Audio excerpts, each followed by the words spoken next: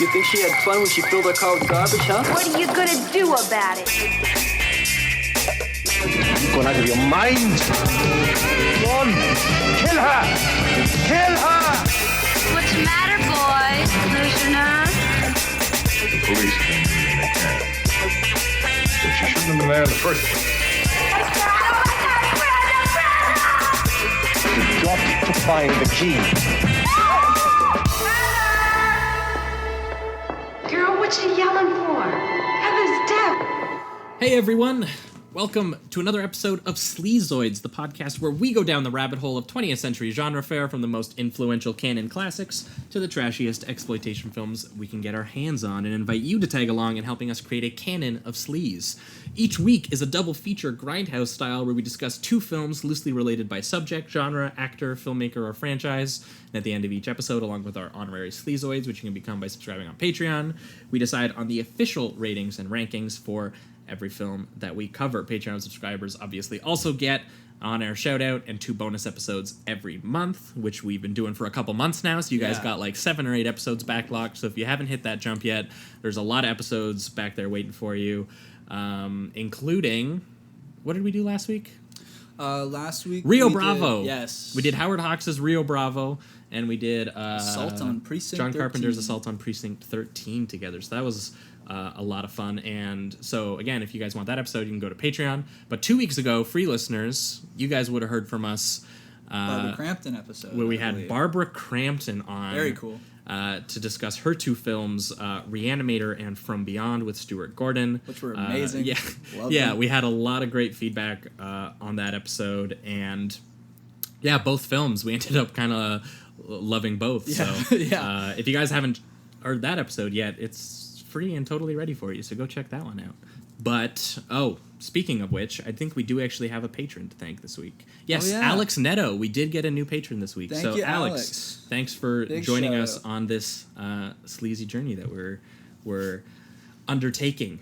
This week, we have a very special guest on. We have Melissa, who is a good friend of Jacob Knight, who you guys might remember from a few episodes back, where we had him on. He brought it with him, Cruising in Vice Squad, which was actually one of my favorite episodes that we've done so far. Yeah, that was a fun one. So, Melissa, how are you doing? I'm great. How are you guys? Good. Thanks Wonderful. for coming on. Yeah, thanks for inviting me. So, Melissa, what films have you brought with you this week, and why have you paired them together? I brought Savage Streets and STAGEFRIGHT Aquarius, and I chose these two not only because they're 2 of my absolute favorite films, but because they both have these incredible power musical intros and soundtracks that make you want to dance. So I'm pairing them together. Fair enough. That's awesome. Yeah, because Jamie and I actually hadn't seen either movie, and when you paired them together, we got the feeling that they might both be like slasher films, and then I started watching Savage Streets, and I was like, oh no. Because I watched Aquarius first. So I was thinking it was going to be just slasher throughout, and then Savage Streets takes almost like an American Pie turn to all this crazy trashiness. Yeah. It was pretty fun watching both of these films. I had a lot of fun. So yeah, thanks so much for bringing them with you, and I think we're just gonna jump right into them. So what do you say, Savage Streets? Savage Streets. Oh my, I missed. And I did so want to see you bleed to death. Pay for your crime. The judgment will stand. My back's to the wall. It's out of my head. Goes for your friend, baby. Linda Blair in Savage Streets, where the only law is an eye for an eye. Savage Streets. I love this movie. As you know, it stars Linda Blair, and she's just this badass, like, hell-bent on revenge lady in this awesome black bodysuit that's basically kind of in this girl gang. And it starts off in this really crazy, friendly, like, fun tone, but then it takes, like, a vast shift where her sister, who's played by Linnea Quigley, and she happens to be deaf and mute, gets beaten and raped by these really ugly, like, bicycle biker wannabes. Yeah, in a really brutal scene too. Yeah. Brutal. I mean, it kind of comes out of nowhere, you know. Like there's this vibe, like mostly throughout. Yeah, they're like playing pranks on the local gang and stuff by like stealing their car. Like it's like a teen boner movie. Yeah. From the 80s for like, you know, like 20 minutes. And then they just exploit it like crazy. Yeah. Yeah, it's hilarious. Yeah, so it's basically just Linda Blair being like, you fucked with my sister. I'm coming after you with this crossbow and paint thinner. Jesus. And boy, does she ever. She plays like this, like, super badass the whole time. There's never, like, I don't even know if there's a scene where she kind of it shows, like, vulnerability. Maybe when, you know, she's dealing with stuff with her sister. Obviously, there's stuff there. But anytime she's interacting with someone, she's just like this, fuck off, I'm badass, I'm smoking, and in your face and all that. It's She's the cool sister. Yeah, exactly. The leather-wearing sister. Cool, big older sister. Yeah. And, like, every quote of hers is a gold mine. I think, like, the only time we see her kind of, it doesn't even match with the whole movie, but, like, the very end when she's kind of, like, hit on the head and she, like, freaks out. And you're like, come on, get out. What are you doing? Yeah. You were like, you're a badass from, like, the opening scene. Like it's almost like not even much of a transformation. It's more of just like an awakening. It's just like, Exactly. The gang has upped the stakes, and now I'm just going to be the same person, but like the situation has changed. I mean, when they introduce her, she basically just flips them off in their car and shit. Like she's already aggressive and defensive. Yeah, she takes no shit from those stupid men or any other girls or teachers or principals. I mean, she's sitting there like smoking in the principal's office, and she's just like, "What do you want?" Yeah, she even says something like "then fucking suspend me" or some shit like that too. She's just she goes crazy. It's hilarious. And what's also interesting is just to see Linda Blair doing this, because I only know her from The Exorcist. And, I mean, sure, she has some crazy scenes in that movie where she says a bunch of shit, but it's a very different character. Yeah, because she still plays an innocent child. It's just the devil saying all this shit. Now you're seeing her actually doing all this, and it was a trip. It kind of comes from nowhere. You're just like, what? The first time I saw this movie blew my mind. I was just like, what am I watching? I'm in love with this immediately. Yeah, I had no idea that Linda Blair could pull off that kind of badassness, and it's a little, in my opinion anyway, there's a little bit of cheese involved in it, of course. Oh, with a lot of these kinds of movies. Yeah, but that's kind of part of it, like because you know that you're watching a movie, and it kind of has this self-aware tone to it. When it's doing all these weird things. From what I understand, at the time that this came out, like people hated Linda Blair's performance. Really? They gave her a Razzie. Oh my God, she got a Razzie for this? Yeah. Dude, I loved her in They this. named her Worst Actress of 1984 or whatever for this movie. That's crazy. Yeah. She does do a lot of weird eye movements in this movie. Oh, it's so if you've good, noticed. though. Yeah. Like it seemed really wonky, but it works for her character. It's just really odd. Certain things seemed almost like she was on like an amphetamine or some shit. Like it was really weird, but I loved her performance in this. Yeah. Yeah, and it over the top. What's kind of very theatrical, but I love it. Yeah. Yeah, and it's interesting because it works because you like it does kind of just feel sort of like an over the top like teen movie for like a long period of time. Yeah. And then the movie is sort of shocked a little bit by this sort of obviously this rape that happens to her sister that is basically like an I spit on your grave like style, like it's ruthless. Yeah, they have like a lot of weird. It reminded me of like what something De Palma would do like in that kind of circumstance, just because there was a lot of these like POV, weird angles, POV close-ups. Yeah, it wasn't just your typical like gritty. And then very stylized, and they like kick her in the head. Yeah. And put her in like a coma. Yeah, awful. God, yeah, it was just freaking gnarly, man. I don't know that this worked for me, but I think I figured I'd bring it up anyway because what I thought was weird about this scene is that obviously there's this sort of like there's this brutal attack, this assault that's happening, and it's cross-cut with like a cat fight that's happening in like the girls' change room. Oh right, that in like the shower. Yeah, like Linda Blair is chick. fighting with the blonde girl, and it's like this very like silly teen movie. Like look at the two girls like swipe at each other, and then like cut with the attack. And I think there's an argument to be made that that's like kind of like that's what's meant to be shocking is that there's like this crazy scene happening. Meanwhile, like Well, this everybody kind of else in the school is having like a unimportant normal fight, teen like movie this kind of dumb sequence. fight's happening. Meanwhile, something significant is happening. That kind of thing. That's kind of how it felt like, and I thought that the movie was gonna maybe continue on bringing that up, but then everybody else just kind of resumes being in a teen movie except for Linda Blair.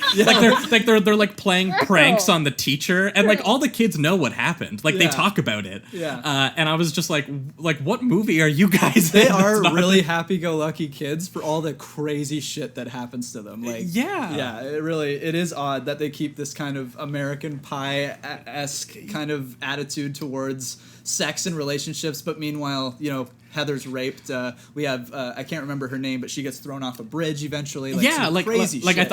I thought there was going to be more like psychological torment to it, and it seems like there's a little tiny bit with Linda Blair, but weirdly enough, the person who gets the most sort of like psychological attention is the guy who's coerced into raping the sister. Yeah, and I was like, he really does. Really weird to give this guy the emotional like turmoil. I get what you're saying. I get what you're saying. I do like that they still did that with this character. What I was hoping for, and I'm glad they didn't do it, was I thought that they were gonna have him get like redeemed. Oh, and they were like, gonna have him like I'm not fight on board with alongside that with her or shit. something. Like you know what? I'll fight with you against the bullies. If that happens, she just totally owns him. Yeah, but instead he does get his, you know, just desserts, as they say, or whatever, and. So I guess it didn't bother me as much because eventually the movie was like, this guy still did what he fucking did. Oh yeah. So watching it, I almost wish that there was just more like time spent with like Linda Blair's psychological transformation. Sure. Yeah. Because here's the thing, by the time that she's putting on, because she goes full badass. So basically the third act is like Death Wish starring Linda Blair. Oh. Yeah. And I was like, whoa, I almost didn't expect the movie to make that turn until it all of a sudden did. And that's because I kind of felt like you didn't really see much of like a psychological transformation on her part. The thing that awakens her is just that she finds out who did it. That's just it. Is that the guy who's having like a lot of regret over what he did and all of this comes up and tries to like make his. He visits Heather? Yeah, right? he visits the sister in the coma and he's like crying and whimpering and trying to apologize and they made me do it and blah blah blah. Yeah. And that's when Linda Blair is like, you motherfuckers! I stole your car. I know who you are. Yeah. That was actually kind of funny too at the beginning where it sets up kind of their relationship with how they deal with things. Yeah. When they stole the car, I was like, that's a pretty big, bold move as a I'm surprised prank, they didn't attack them there. Grand Theft Auto, haha. You know, like it's just like, damn, you guys are some ballsy kids. Literally. Yeah. Oh, did they? I feel like I they missed that pour a part. whole bunch of trash in it. Oh, right. Yeah, and then that's what sets them off to like get their revenge or whatever kind of thing. And I'm like, dude, because they're like, yeah, you know who that girl is or whatever. Yeah, Like so I guess what they equal hit their car being wrecked is them raping a handicapped girl. So that's not.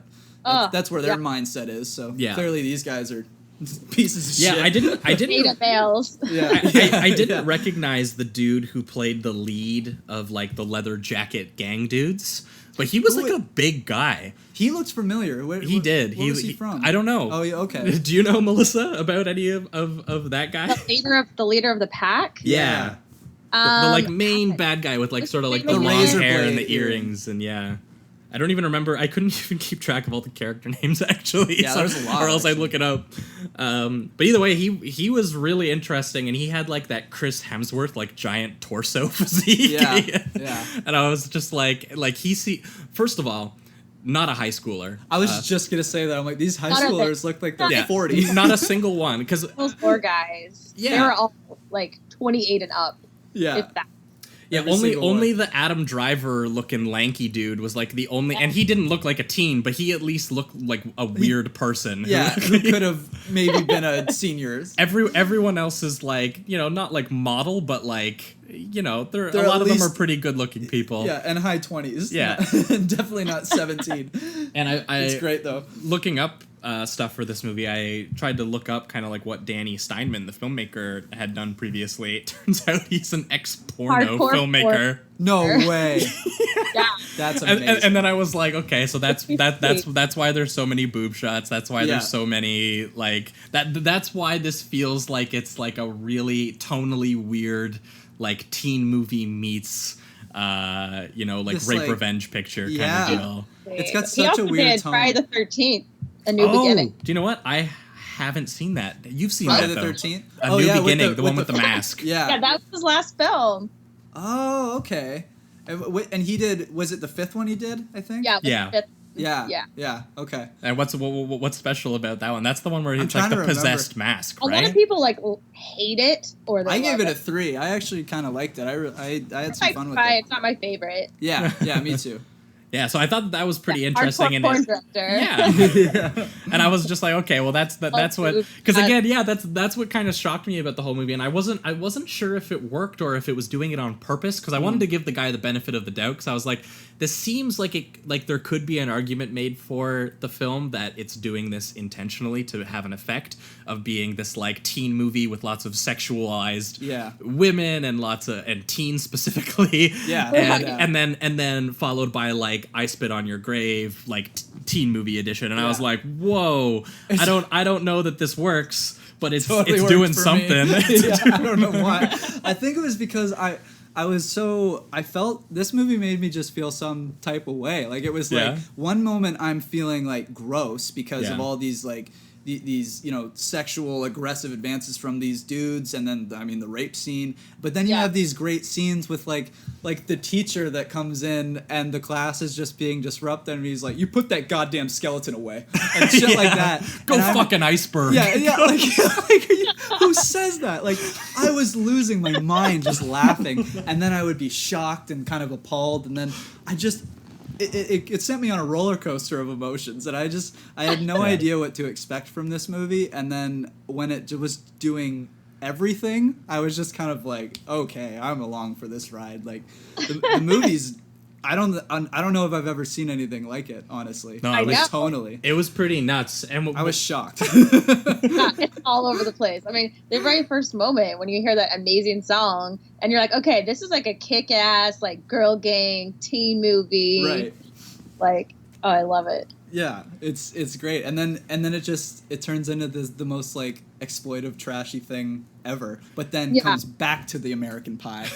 Well, see, that was what was interesting to me, is like, because I think like I kind of had I liked the first act. I liked when it was the teen movie, and then all of a sudden it just devolves into like this really really savage assault sequence.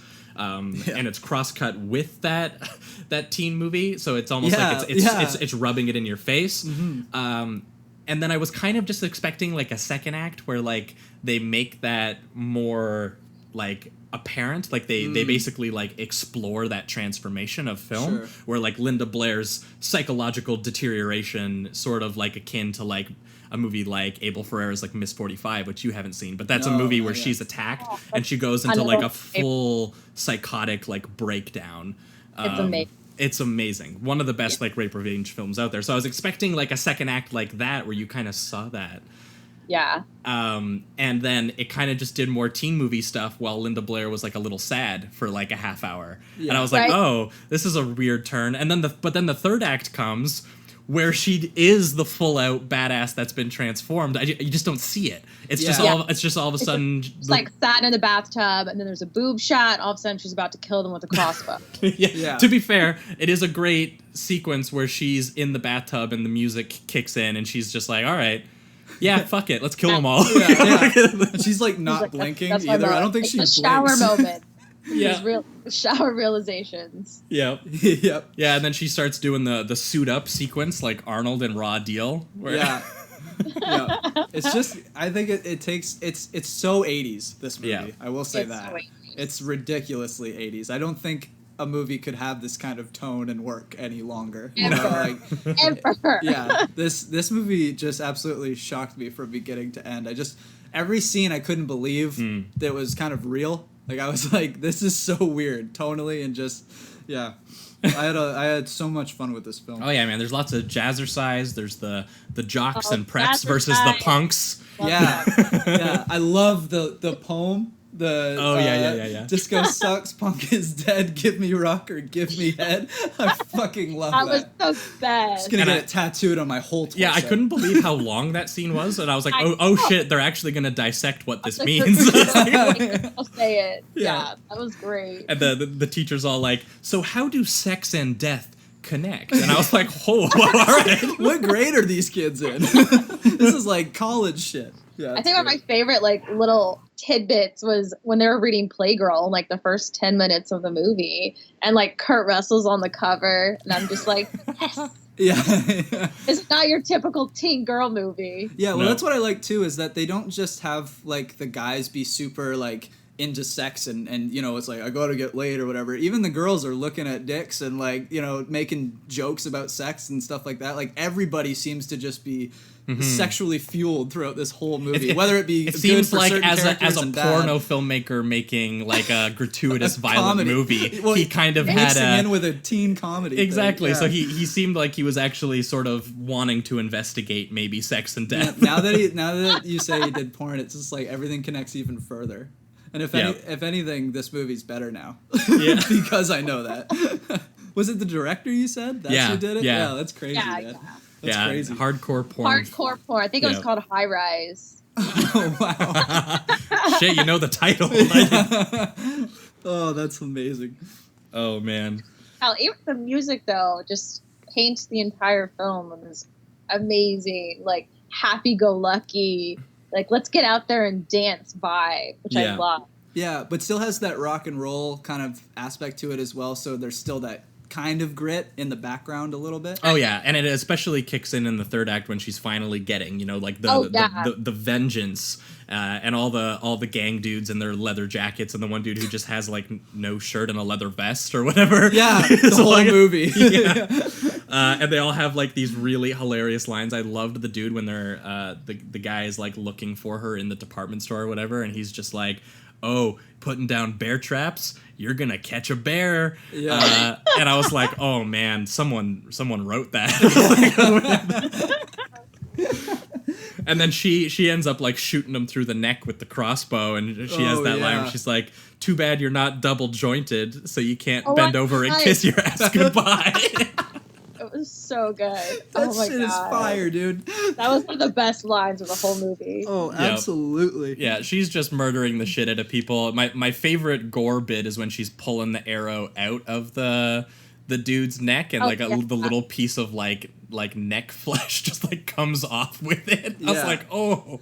And then there's also that part where this is, I think, one of her biggest badass kind of moments is when she hangs the lead guy from like his feet or whatever. Oh, and yeah. then she's like, you look like a pig in a slaughterhouse. And I was like, damn, that's some shit right there. Which is also really interesting because I did read that she's a vegan, and so she kind of wanted to incorporate that in. Which my God, that's funny. That's kind of cool. Yeah. Yeah. Throwing it, that's subtle too, which I like. It's super subtle. Yeah. I love that. I love it. That was a super badass line. And that's when it started to get like, I mean, the movie's funny throughout, really. But I do think in the last 20 minutes, they do a good job of, I mean, there's still comedy in it, but they do a good job of getting that violent grit in there. And, the main guy's like, I'm going to tear your heart out and eat it. And I was like, whoa, that's a little... Like, these people are hardcore. Right there. Yeah. I was like, I don't know what teen this is, but holy... Yeah, like...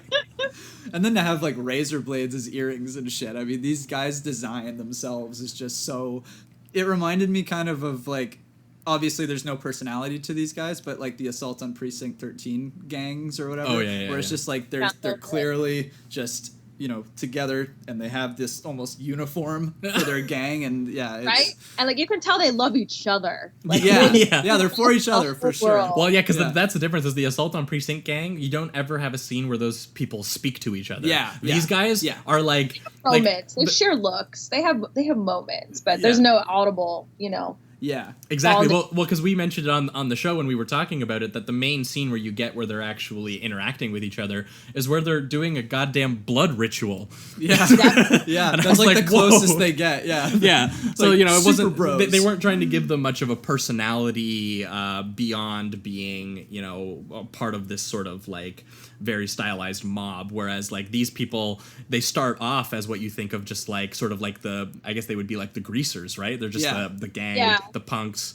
Grease rejects. Yeah, this is what John Travolta would have turned into exactly. if he didn't fall in love with the right girl. Yep. And yeah, so they kind of have like this big climax where she gets revenge on all these guys. She's murdering them off one by one, and it does that thing that we kind of talked about too in First Blood. It seems to be a thing kind of happening in a lot of these movies we're talking about, where like briefly the hero becomes like the slasher antagonist for like a couple sequences. She's stalking him. Yeah, I love that. Yeah, it's always cool to watch when you get it from, you know, all of a sudden they've reduced this protagonist you've spent time with to it's almost just angry and yeah, like a force, this mysterious force that's always in the background, ready to just kill something. Yeah, because usually you think the hero as you know, I'm gonna be the better person, even though, you know, maybe killing them would have been the easier thing to do, but not this movie. This Linda Blair is like, fuck these guys. Oh yeah, and when she lights that dude on fire. Yes, exactly. She lights him up with paint thinner. Paint thinner, right? Yeah. Damn. I forgot about that, yeah. Which, having just watched Hereditary, I thought that was pretty funny. Yeah. I just saw that too about a week ago. Yeah, because they make a reference to lighting things on fire with paint thinner in that one. So when I saw that, that's all I could think about.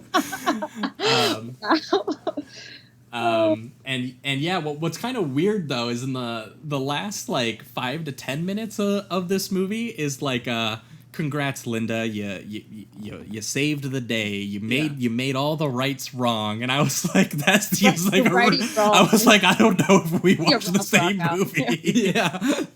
Because I'm like, sure, all the people got what was coming to them, but there was a lot of like, you know, you don't normally see a movie address this much destruction and then just be like, yeah, there's no consequence really. Yeah. Again, when you watch like other what I think are, you know, probably better rape revenge films like Miss 45. These are also teenagers too. Like, you don't like when you think about a 17-year-old going out and doing this, it makes it even crazier too. Somehow getting a crossbow. Going out on where did she get killing the crossbow? Spree? Like, and she knows how to shoot it. You know, I was just like, damn girl, you got this down. She was like training for preparing for this moment apparently. Right? Yep, it happened. R-rated Buffy. That's exactly for what real. it is. Totally. Her Buffy without the vampires. So Whedon-esque. I loved it. Nice. Well, Melissa, this is the part where we kind of enter the reductive rating round, which is where we remove all the words and all the nuance we just talked about of the film, and we reduce the movie to a number between 1 and 5. You can partake or you can't. Just depends on whatever you want. We kind of let guests do. We know people have different rating systems and whatever, but we just do this so that we can kind of keep track of our overall list of everything that we've covered, and you know, put it on the thing. Now, for me, on a first watch, because I was I'm still kind of gathering thoughts on the movie, but I think this one's going to be like a really high 3 for me, a really solid 3. I had a really good time with the movie, but I did feel like the clashing tone, which might have worked for me in a De Palma movie with a dude who has so much control, or even just another filmmaker who has more control than an ex-porno filmmaker would have of his content. It would have worked more for me, but also in this context, I've almost talked myself into thinking that a lot of this stuff was kind of what the film is doing. Yeah, it's just I think that if someone wrote a really good case for why the clashing of the teen movie and this sort of like very vicious rape revenge movie actually contributes to you know, some thematic greatness, I would be willing to buy that.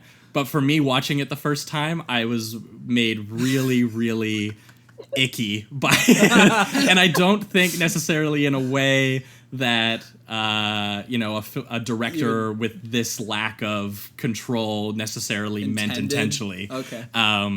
That being said, I do think that a lot of this works, and I do think that Linda Blair getting a Razzie is a Hell no. crime. Yeah. Disagree, Razzies. Yeah, I think that there's a lot to like about this, and I actually do think that I prefer this more than even like the Charles Bronson Death Wish ones that we were talking about, other than number 3. do too. Yeah. So I think that there's a lot of great stuff in this, but for you, Jamie? For me, it is a 4. once the first half hour set in, and I realized that they were doing this kind of like, you know, teen comedy thing, but then mixing all this trashy exploitation, crazy violence in it too. Mm-hmm. I was just so on board. You know me, I'm a big fan of comedies for one, and this movie just hits you with funny shit throughout. I will say this while you're going. Sure. The fact that the dude is a porno director means that he goes for it, which I guess is what I like about it. Yeah, is for that sure. Even if it doesn't work, this guy does go for something, whereas like I could see a film like this not working where they pulled back on some of the stuff. For sure. Well, that's why it works for me, because I kept being like, I was shocked throughout this film. Like, I was just like, I can't believe characters are saying these things. When the guy gets up and says that poem, I literally like got out of my seat and was like, rock and roll, you know what I mean? Like, I was just like, this is so much fun. Besides obviously the parts that aren't not supposed to be fun, but that's what I liked about it, was that it just kept making me feel so many different things roller while I'm coaster watching. ride. Yeah, it was just a roller coaster. So I'm gonna give it a 4 out of 5, and I'm looking forward to rewatching this one. All right, for you, Melissa. Do you believe in halves? Can I give it like Yeah, a 4.5? go for it. Okay, I give it a 4.5, and you know, I fucking love this movie. I liked it the very first time I saw it. You know, back in the day, from the very first moment I saw it, and I rewatched it again. You know, like probably about once a year, and I've liked it every single time. And I just think that, you know, I don't think it's that over the top to want to kill someone that raped your sister. I mean, I would for probably sure. do it. Yeah. You know, especially a woman. And that scene where she's like, you know, well, what's the school going to do about it? And which kind of really struck a chord with me recently, just because it's like, yeah, what are people doing about it? Mm-hmm. And she's like, well, you know, clearly no one's doing enough, so I'm going to take this into my own hands. Yeah. So I thought it was really cool. Like, I liked it. I Totally. think the violence was justified. But, Oh, totally. Yeah, Well, no, I for think sure. so too. Yeah. All right. But yeah, 4.5. Excellent. Sweet. All right, well, that's going to be it on Savage Streets, and I think that we're just going to jump straight into Stage Fright Aquarius. Aquarius. So what are we gonna do now? You've got to find the key.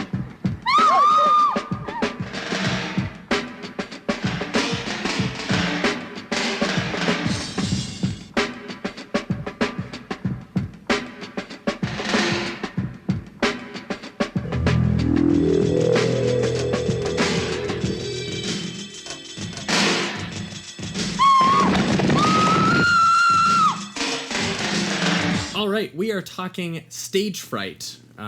Its original title, Deliria, or also known as Stage Fright Aquarius, and Bloody Bird. So whatever one tickles your fancy the most. Yep. So, Stage Fright, one word, Aquarius, as it's known seemingly on most places on the web right now, because you don't want to confuse it with Stage Space Fright, a remake, apparently, that was made. Space Fright. Well, It's like Jason X, like when he goes to space. no, like they just had to no, up just up like the a ante? space, between the two words. I really wanted them to I go like to where your space. head's at, Yeah, though. thank you. I'm thinking here. Yeah, but it is the 1987 Italian-American horror film directed by Michael or Michelle Soavi? Michelle. Michelle Soavi. I mean, it's spelled like Michelle, but it's probably Mikel. Michelle. That's Italian. Okay, that sounds right.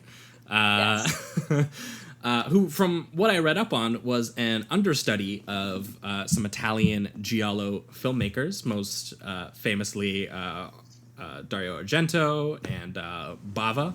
And he had previously, while producing and doing some assistant directing for those filmmakers and doing some music videos, I think he just eventually decided, you know what, I'm going to pull the trigger and I'm going to make my own slasher film, having studied under some of the most impressive slasher filmmakers in Italy. And what we get is a kind of odd cross between the American slasher, which had sort of adopted a lot of techniques from these Italian filmmakers, meets an Italian filmmaker making one of their movies. I feel like it was sort of like we were talking about Raw Deal, that there was the Poliziotteschi genre, the Italian Right. sort of hyper-violent crime movies. Yeah. And then there was American violent films like Dirty Harry that were inspired by those films. And then there was Raw Deal, which was like the next level, which was inspired by those American films. Yeah. So that's kind of where we're at with this. And sort of the main thing that it's about a troupe of struggling stage actors that are rehearsing for a sort of small town production. I forget what the actual production of their play is called, but they're making an intellectual play, Yes. which is what they call it, which I think is really funny because the opening moments of this film blew my mind Yeah, me because too. it's a very like hyper stylized, overly 80s sort of opening sequence where a girl kind of gets pulled into an alley abyss by some sort of stalker in what is an 80s street corner where like the garbage is perfectly placed. It's so perfectly lit. And I was like, oh, okay, so this is just what this movie is. Yeah. And then the killer like artfully dives out of the alley and starts grooving. Yeah. Yeah. And I was like, and he's got an owl mask on. And I was like, hold up. What? And I was like, this is the first 30 seconds of the movie. What does it all mean? Yeah, I was trying. And then Marilyn Monroe is playing a saxophone. Oh, and she's playing the shit out of that sax. Yeah, dive apart. Yeah, and I was just like losing it in the first 30 It gave me seconds a of this vibe movie. of. It reminded me of Phantom of the Paradise a little bit. A little bit, just yeah. because it was kind of that mix between the stage theatrics and then Mm-hmm. the real story that's actually happening too while on the stage. That kind of thing. It's funny. Like- We've talked a lot about De Palma lately, so he seems to be a big frame of reference for us Yeah, right now. like, we're But just you know gonna what hear I it all also the thought? time. I thought Body Double, the opening of Oh, Body really? Double, where I he's... thought too. Yeah, because that's the one where he's like, you think you're watching the movie, Right. And he's in the coffin, and then you realize he's an actor making Yeah. that sequence. And that's Absolutely. kind of like what this does, just to an even more cartoonish degree. Yeah. Because it gave me some, like, I was prepared to just watch like an opening murder sequence, and then I was watching like an awful play, I'm gonna say. I don't know what, like, and then the director's talking about like this very like pretentious director is Oh, like, yeah. oh, wouldn't it be so fascinating if the victim raped her own murderer? And I was like, this is your play. The owl man is gonna He get does raped. seem like the director seems like the type of director that's just doing things in order to push people rather than actually having these reasons for. But he's doing that, like, he's got like the cigarette, and it's almost like, I imagine like a cigarette in like a French accent, and he's talking about what it all means. You are scum. Yeah. Yeah. Either way, it's a wonderful opening, and it immediately kind of sets the stage for what eventually devolves into like a chamber thriller slasher where a sort of mysterious killer is putting on the murderer outfit from the play and going around and killing all of the stage performers while they're all locked in. Yeah. Because and- of the director, might we add. Yes. That dickhead. Yeah. Who just needed his opening weekend to be, so damn good. Yeah, because one person gets murdered, I think, outside the rehearsal Which areas, is their right? warning of like, hey, maybe we should get the fuck out of here. You Yeah. know? There's a killer on the loose and he's literally killing he just killed someone in our Oh, no, play. and you know what? She was part of the makeup department, but then he makes up the fact that she was like a lead actress so that like it would be more sensationalized in the newspaper Right, stories. right. So that They more try to people would use come it, to the play. And they don't waste any time. Like it's like as soon as they see the body, they're like formulating a plan to make it work him for and the him play. him and the money man. Yeah, the right? producer, Yeah. right. Yeah. But yeah, so the film kind of for me it it really worked as this, because again, sort of like the same thing with Savage Streets. I just really wasn't expecting what kind of movie this was until suddenly it like was that movie. Yeah, yeah. Because the first act is kind of like this. They're doing this. There's all these actors who are struggling, and they want to put on this show, and they're all sort of committed to this production. And the director is a bit of an ass, and he wants to make the lead actress work through her twisted ankle, even though she's like a dancer. Yeah. And she's just like, no, I need to get this like all checked out. And I think she goes to the hospital to go checked out, and that's when they hear that there's this actor who has turned into Yeah, he went crazy. He went crazy. Started killing his own team and crew or whatever. Yeah, and it sounds like it's sort of like the same idea that maybe his director pushed him over the edge. Yeah. It actually reminded him, we talked a couple weeks ago about Abel Ferreira's The Driller Killer. The Driller Killer, yeah. And which is about an artist who sort of Miss 45 style has a psychotic breakdown in New York over his situation and starts killing everyone. And it seems like we're kind of getting the story from the point of view of the victims rather than in the Driller Killer where you're getting it from the point of view of actual the killer. Yeah. And what's awesome is this even has like almost a Driller Killer reference. So this is the third movie we've talked on this show where a dude gets a giant power drill through the chest. The drill, man. Yeah, they just love that drill in the 80s. Because Driller Killer, Body Double, and now this one we've talked about where there's a giant drill like going through someone. Yeah, it is. It seems to be the weapon of choice for these guys. Yeah, this mysterious actor who has turned into a psychotic killer is sort of let loose, and I guess he follows the actress to her production where she's complaining about her director, I think, which is why he comes. So it's almost like a comeuppance against sort of very abusive directors is sort of like what this guy is getting his revenge against. Yeah, he's like, I must help, but also kill. But also kill everything, yeah. What was most surprising to me, though, was the second act of this film when the director locks everybody in because he's like, we're going to do this, we're gonna work through the night, whatever, and not realizing that they've let the killer inside with them. And then locked themselves in, exactly. Always a great plan, of course. Yeah, and then, splitting up and doing all these great decisions when it comes to slasher killer movies, They have a few moments where they're like, we should split up, and I'm just sitting there like, no, you shouldn't. You should not do that. You're going against the rules here. Yeah. This movie has one of my favorite tropes of all time, which is kind of the dead man's party, where he displays and like props up all his victims. Yes. Love that trope, like a happy birthday to me, and like I love that kind of. I love that trope. It's been one of my.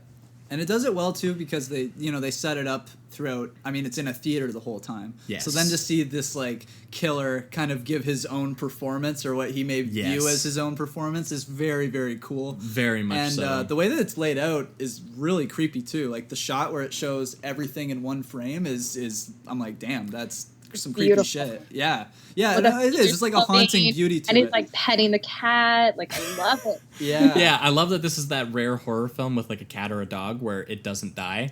Yeah. In fact, the killer strokes it and is like, good He's kitty. like, this is the one thing I actually love. Yeah.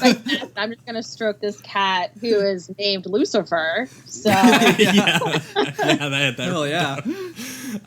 Definitely naming my next cat. Yeah, Lucifer. that's what I found most surprising about the film is that the second act where he's sort of like what is normally what you would consider in a slasher the third act, where everyone is getting picked off one by one. Yeah. And he does it very, very quickly. Like almost the entire cast is taken out in like 10 to 15 minutes of the film in the middle of the film. They're really only left with like 3 or 4 people by the like 45-minute mark. Yeah, and something along those lines. And what's so interesting is that there's all these great deaths, lots of amazing gore effects happening here. There's the power drill kill, and basically like a who's who of greatest genre movie deaths. There's a chainsaw kill. There's a ripping in half with an amazing sound effect where they're both tugging on the girl from both ends. It's like, and they rip her, and like her intestines are all coming out. It's crazy. And then he chops a dude's arm off with the drill, or no, he saws it off. Yeah. And then he takes an axe and decapitates the director with an axe. And I love the shot when he does decapitate the director. It's such a... Instead of like a swift kind of cut or whatever, it shows... It's like I think it's a dummy that they use to like get the head off. And it looks like the most blunt impact. Yeah. And it doesn't look clean at all. It looks like he knocks off his head with the axe instead of axing him. And it almost created a more visceral, violent thing to it. I was like, oh God, like that was even even crazier. So. Oh, and the director deserves that death because about 10 seconds before that happens to him, he pushes one of the actresses like into the dude's chainsaw. Yeah, he doesn't give a shit at one point. He's just trying to survive himself. Yeah, the dude's like a monster. One thing I will say though, before he turns into that again, like he starts off as a total dickhead director. Oh yeah, he starts trying to diffuse the situation. Yeah, and he stuff, actually starts being a leader for like a half an hour, and I'm like, oh, I think I might like you now, which is so weird. And then he divulges into a bunch of dickhead moves. Well, yeah, because it feels like he's putting on like the leading man hero performance for like 20 minutes there, where he's like, "I'll take charge and we'll find the key and I'll make the plans." I found myself like agreeing with his plan rather than what other people were saying. Well, and then he was directing everyone. Yeah, right? It's the same thing. Yeah, exactly.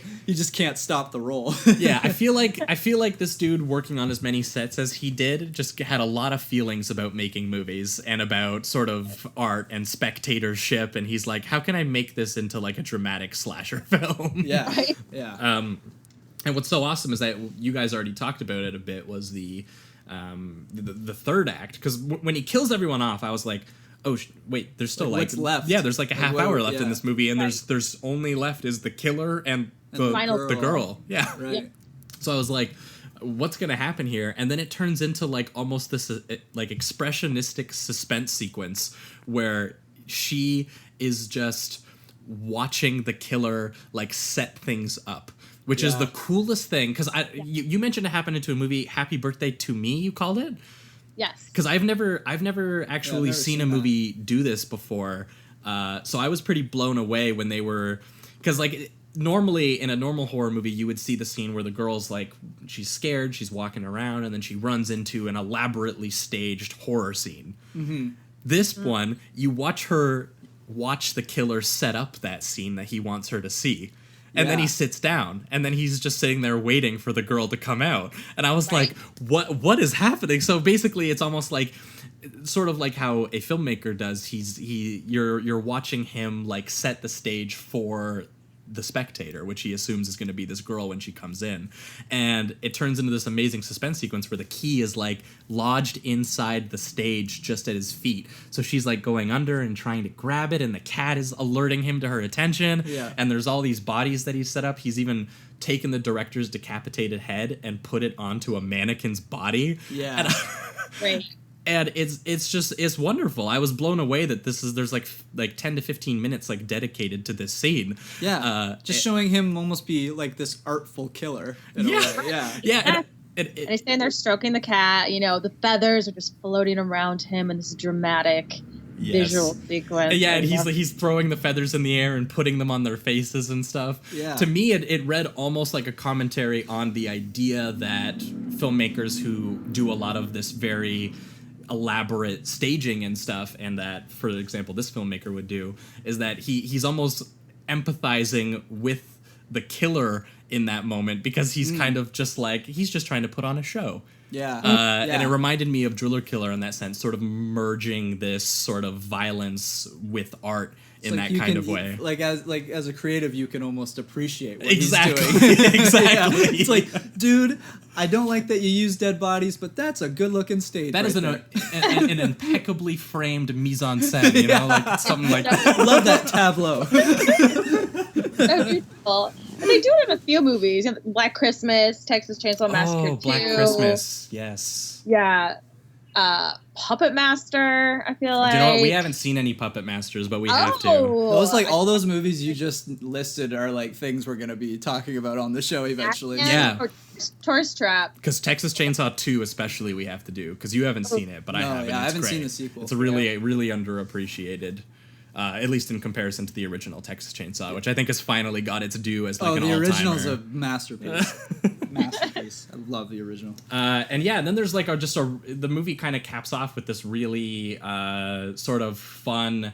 So, but yeah, basically, instead of doing that sort of chase sequence that you would normally see, it all takes place on the stage in this one room, and in the stage setting, where the final girl has her showdown with the killer, and there's this great bit where he gets kind of like knocked off, and he's holding on, and she's trying to like axe the rope that he's holding on to drop him down, and all this stuff. And it's really suspenseful. It's well done. There's a lot of tension in the scene. Yeah, but I have to ask you, Melissa, about the very end of this film, because I was a little surprised by it, because I didn't know entirely what to make of it, but I thought one really cool part was... Because what kind of happens is she finishes off the killer and everyone's like, yeah, it's done. You know, it's that usual, like, we finished him off. But if anyone who's ever seen a slasher is going to go, okay, yeah, but he's going to come back. Yeah, he always comes back. But there's a great bit where the police put her in the back of the car and all she's focused on is like sort of like these bodies being loaded out of the rehearsal area.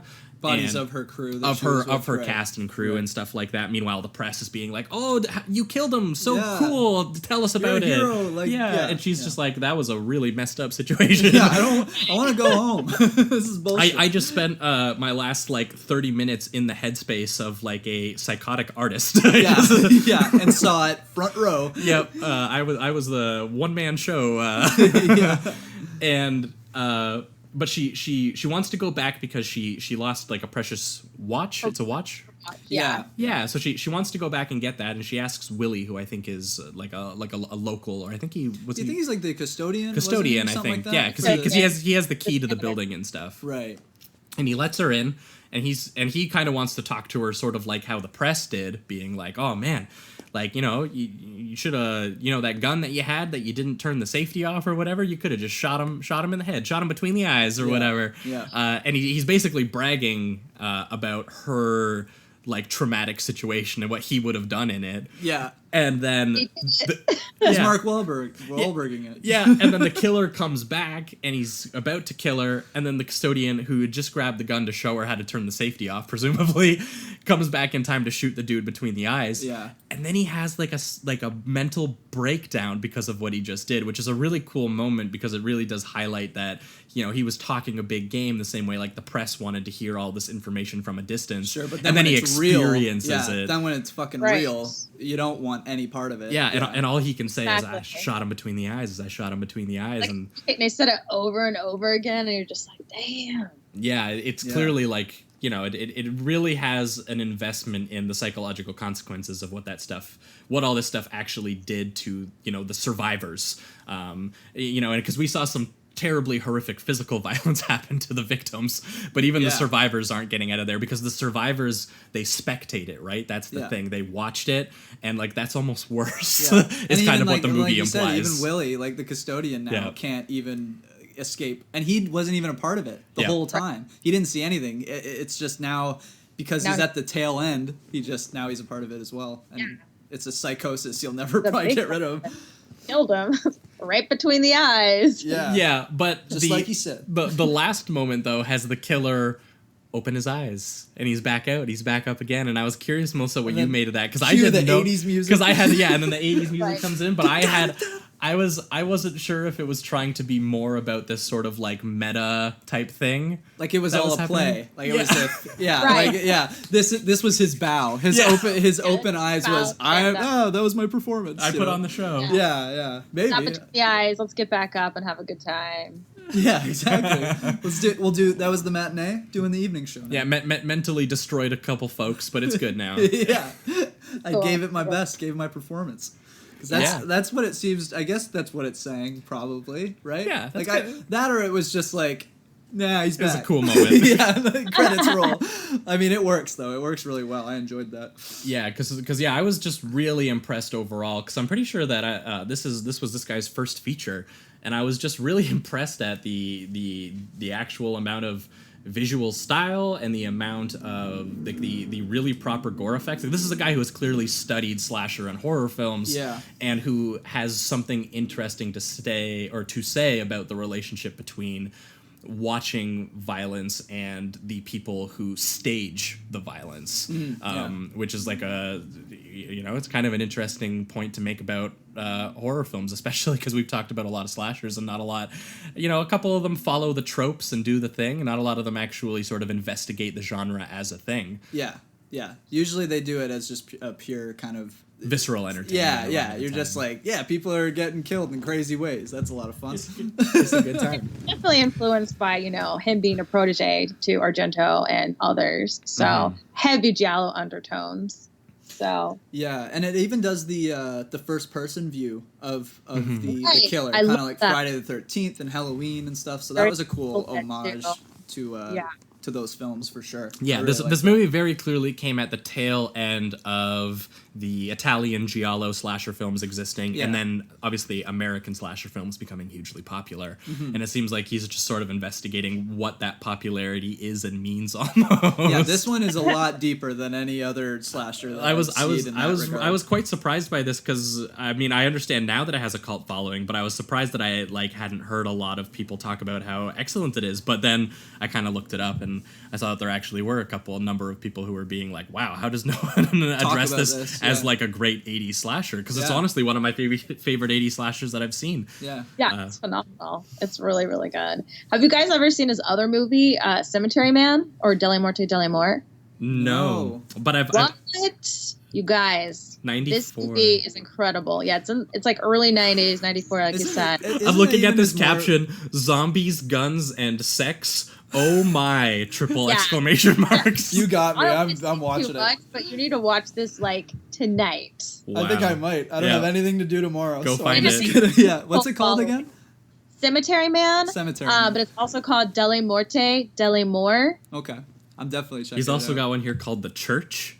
Okay. Never. Oh yeah, that's coming out. I think I saw something about that a couple months ago. Church and the Sect or something. Oh, it's coming out? They're Like doing it's- They're doing a new Yeah, a they're gonna re-release They're because doing- it's And it's 1989. And Oh, Argento has something to do with it too, I think. Oh, Okay. cool. That's cool. Yeah.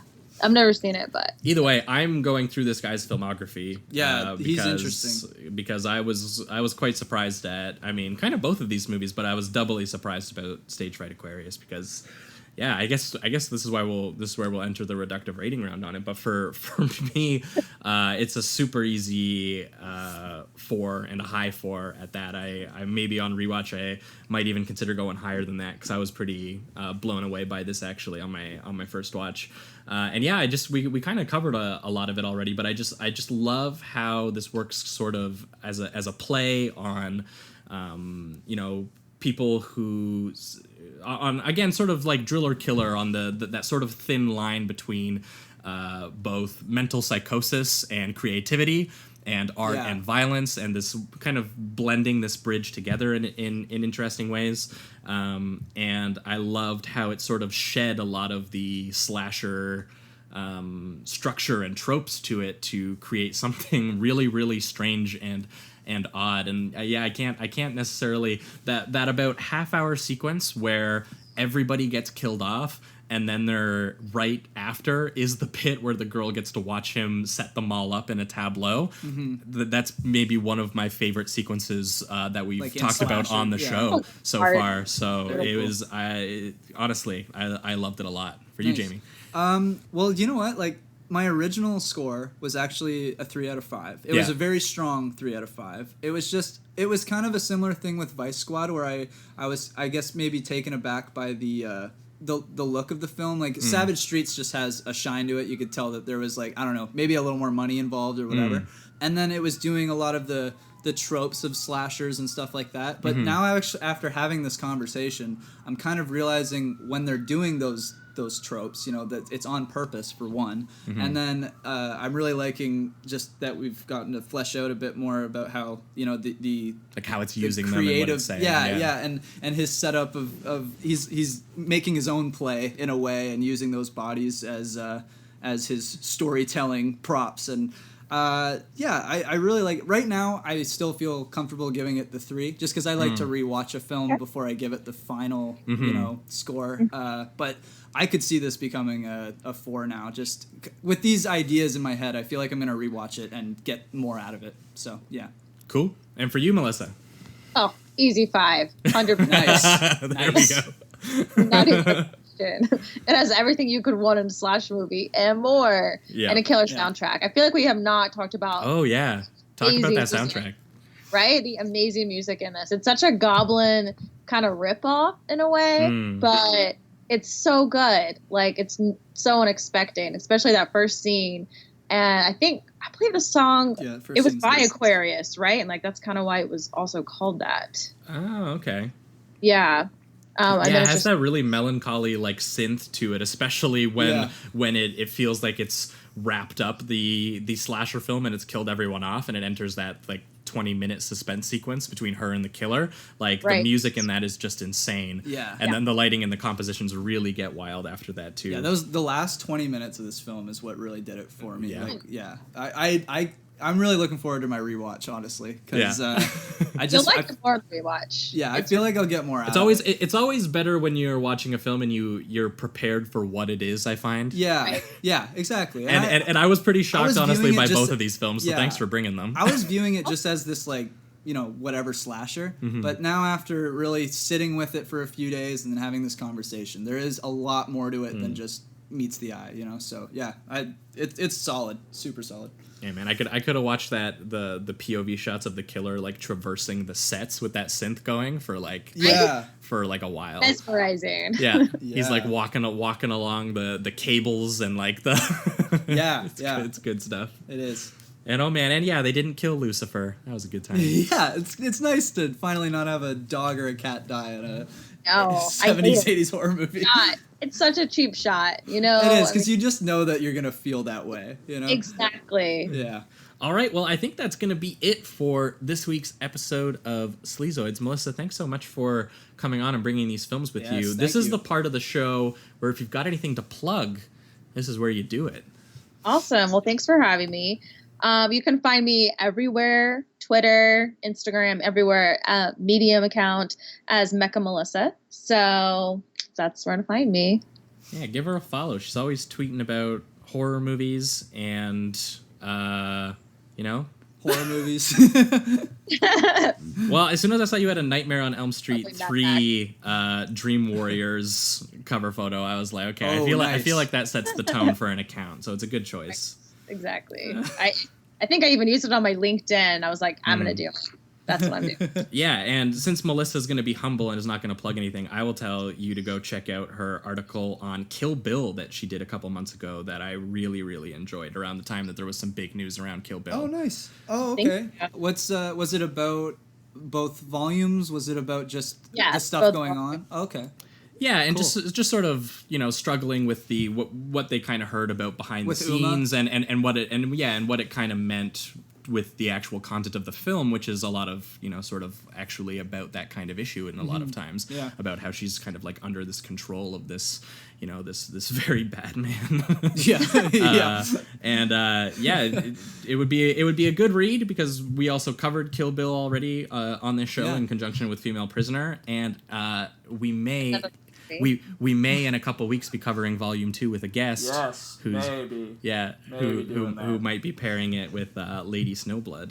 So, perfect pairing. Beautiful. Yeah, so that's going to be a lot of fun. But yeah, next week we will be back for patrons, for all of our honorary Sleazoids who are over on our Patreon, and we will be talking a video game adaptation double feature of Mortal Kombat. Yes. And Street Fighter, 2 90s action cheese.